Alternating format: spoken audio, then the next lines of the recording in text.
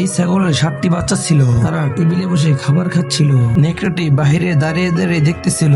ছাগলের মা বাচ্চাদের খাবারের খোঁজে যখন বাহিরে যায়, নেকড়েটি এসে তাদের দরজা নাড়া দেয়, বলতে থাকে, আমি তোমাদের মা, দরজা খোলো। এই বাচ্চাটি খুব বুদ্ধিমান ছিল। সে বুঝে ফেলে এবং দরজা খুলেনি। বাকি বাচ্চারা ভয়ে লুকিয়ে থাকে। নেকড়েটি রাগ করে ব্যর্থ হয়ে চলে যায়। গলায় কাপড় পেঁচিয়ে কণ্ঠ চেঞ্জ করে তার কিছুক্ষণ পর আবার আসে। দরজা টোকা দিতে থাকে।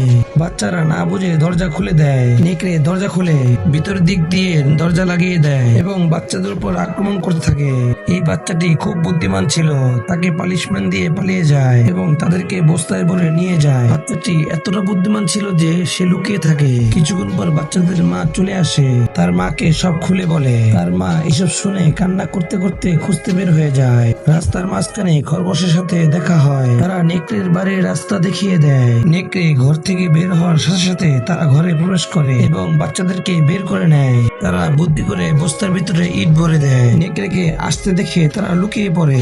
নেকড়ে যখন ছুরি ধার দিচ্ছিল, বাহিরে দেখে 2টি খরগোশ দাঁড়িয়ে আছে। সে লোভ সামলাতে পারছিল না, তাদেরকে ধরার জন্য বাইরে চলে যায়। এই ভালুকটি খুব ভালো ছিল।